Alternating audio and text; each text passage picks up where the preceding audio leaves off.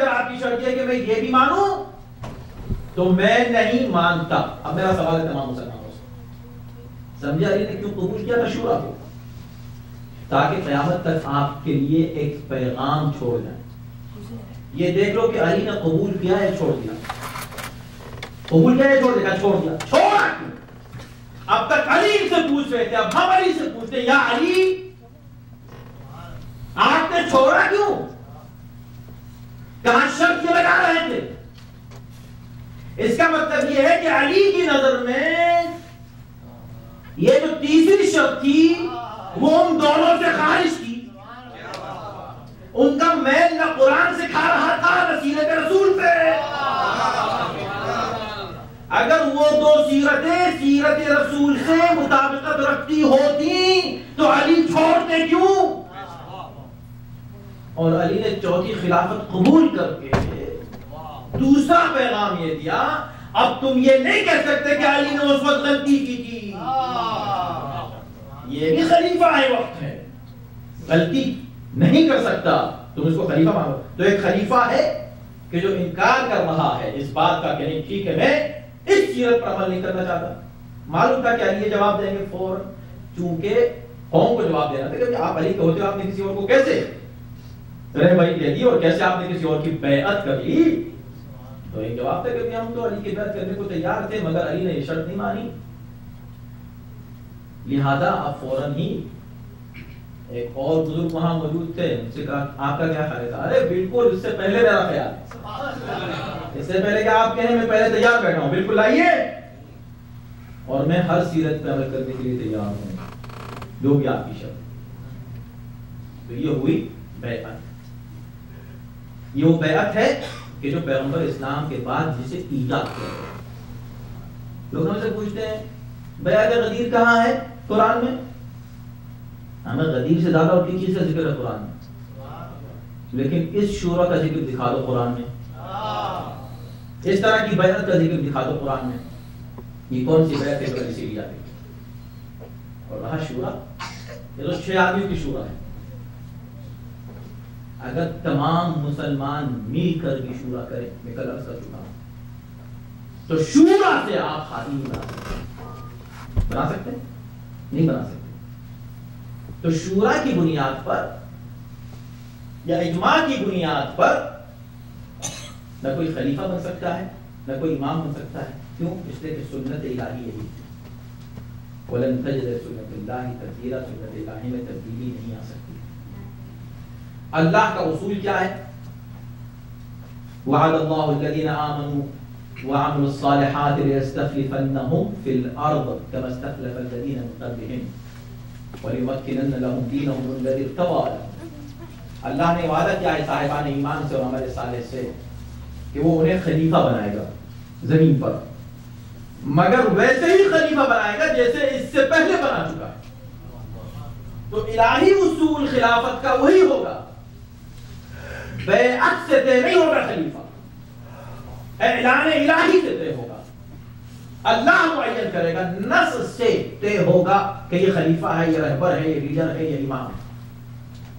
اور انہیں اصولوں کی بنیاد پر ہوگا جو کما استخلف الذین من قبلہم, جس طرح اس سے پہلے لوگوں کو خلیفہ بنایا جا چکا ہے, ہم اسی طرح یہاں بھی خلیفہ بنائیں گے. تو پہلے کس کو خلیفہ بنایا ہے؟ کم سے کم اس کو دیکھ لو کہ جسے سب سے پہلا خلیفہ بنایا تھا, اور وہ تھے آدم. کس طرح ان کو خلیفہ بنایا تھا؟ جو اصول وہاں معین ہوئے تھے وہی اصول یہاں بھی معین کیے جائیں گے. جس وقت وہاں خلیفہ بنایا جا رہا تھا, آج تم کہہ رہو شورا کی ضرورت ہے. کس کو کہتے ہیں شورا؟ 6 آدمی کو شورا کہتے ہیں. میں کہتا ہوں اگر تمام مسلمان مل کر بھی شورا کریں, اجماع کر لے تمام مسلمان, حالانکہ اجماع کبھی بھی ثابت نہیں ہوا ہے, لیکن اگر ثابت بھی ہو جائے کہ تمام مسلمانوں نے اس بات کا اجماع کیا ہے, اس کے باوجود بھی خلافت کے معاملے میں کسی کو بولنے کا حق نہیں ہے. کیوں؟ کما استخلف الذین من قبلہم, اس لیے کہ جس طرح اس سے پہلے خدا خلیفہ بنا چکا ہے اسی بنیادوں پر آج بھی خلیفہ بنے گا. اللہ نے کیسے بنایا تھا؟ جب اعلان کیا انی جاعل فی الارض خلیفہ, میں زمین پر خلیفہ بنا رہا ہوں. پورا واقعہ پڑھنا نہیں چاہتا, پھر اس کا وہی حصہ آپ کے سامنے عرض کرنا چاہتا ہوں جو ہمارے موضوع سے مربوط ہے. تو اس وقت کیا ہوا؟ تمام فرشتوں نے کیا کہا؟ اتجعل فیہا من یفسد فیہا, پروردگار کیا تو اس کو بنائے گا جو فساد برپا کرے زمین پر؟ اور ابھی تو بنایا ہے, فرشتوں ذرا انتظار تو کرو. انتظار تو کرو، یہ تم نے پہلے کیسے کہہ دیا، کیسے سوچ لیا کہ یہ فساد کرے گا؟ کہا نہیں، ہم اعتراض نہیں کر رہے ہیں، ہم سوال کر رہے ہیں، اور سوال بھی نہیں کر رہے ہیں، پیغام دے رہے ہیں. یعنی فرشتوں کا مزاج یہ ہے کہ وہ کسی ایسے کو خلیفہ برداشت نہیں کر سکتے جو فساد کرتا ہو. صلوات علی محمد و آل محمد.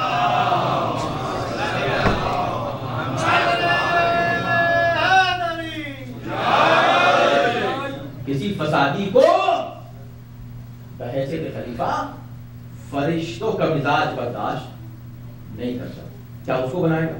اور ہم تو بڑی تیری تسبیح و تقدیس کرتے ہیں، ہم تیری تسبیح و تقدیس کرتے ہیں. یہ کس نے کہا؟ ایک نے نہیں، دو نے نہیں، وَإِذْ قَالَتِ الْمَلَائِكَةُ،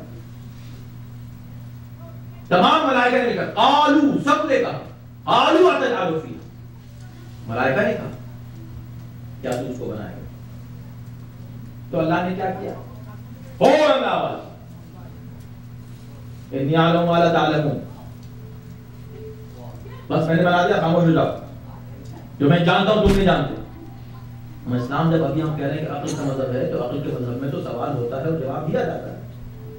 اگر آپ آگے مجھ سے کوئی سوال کریں کہ بتائیے اللہ کے ایک ہونے کی دلیل کیا ہے، کیا اللہ موجود بھی ہے کہ نہیں، ہو میں خاموش ہو جاؤ، بس اللہ ہے مانو، چلو جاؤ. قرآن کے حق ہونے کی دلیل کیا ہے؟ بس قرآن حق ہے، چلو جاؤ. تو یہ بات درست ہے؟ نہیں، جواب دیا جائے، ہر طرح کی دلیل پیش کی جائے. اللہ کے وجود کی دلیل، آپ کے ذہن میں جو بھی سوال ہے اس کا جواب دیا جائے، ڈانٹ کے آپ کو بگایا نہیں جائے.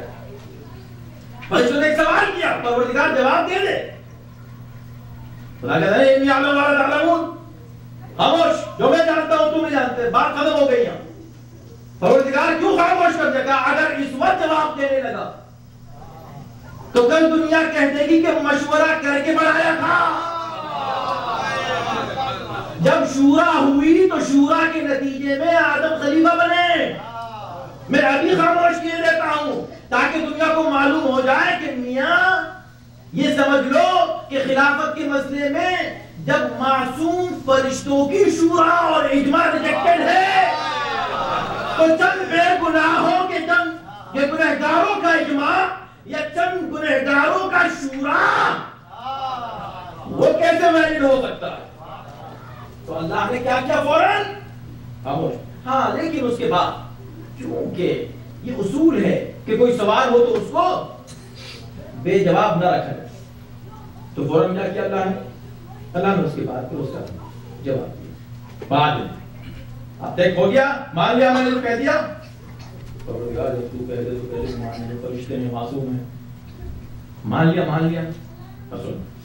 اب میں تم کو بتا دوں، اس لیے کہ تم نے ایک سوال کر لیا ہے، یہ قرآن میں آ جائے گا اور پھر لوگ کہیں گے کہ یہ ایک سوال تھا، وہ سوال ہمارے بھی ذہن میں ہے، کیوں بنایا آدم کو، فرشتوں کے ہوتے ہوئے کیوں بنا دیا؟ تو سنو، اب میں تم کو بتاتا ہوں کہ میں نے کیوں بنایا. پھر جواب دیا. میں نے عرض کیا کہ میں اس تفصیل میں سوچ نہیں جا رہا ہوں، لیکن جو مربوط ہے بات وہ عرض کرنا ہے کہ اس وقت فوراً خدا نے کہا کہ سنو، کچھ نام میں نے تم کو بتا دیے ہیں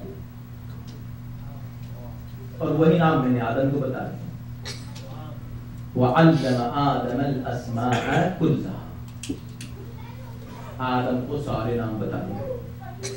ثُمَّ عَرَضَهُمْ عَلَى الْمَلَائِكَةِ، پھر انہیں ملائکہ کے سامنے پیش کیا ان ناموں کو.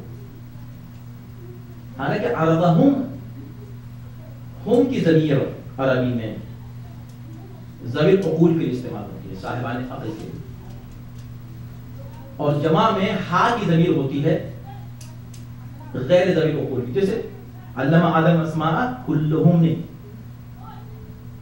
کلہا، چونکہ اسم ناؤنز نیمز، نیم خود نیم جو ہے وہ ذوی العقول میں شامل نہیں ہے، یا انسان یا جنات یا ملائکہ، ان کے لیے استعمال ہوتا ہے بس ہم کی ذریعے. تو پھر اللہ نے انہیں نام تو سکھا دیے، نام ثم عرضها، پھر ان ناموں کو پیش کیا نہیں، ایسا نہیں. ثم عرضهم، عرضهم کہ ہم کی ضمیر اس بات کی دلیل ہے کہ اب اسم نہیں مسمى کو پیش کیا. کس کے نام بتائے تھے؟ جس کے نام بتائے گئے تھے انہیں پیش کر دیا سامنے.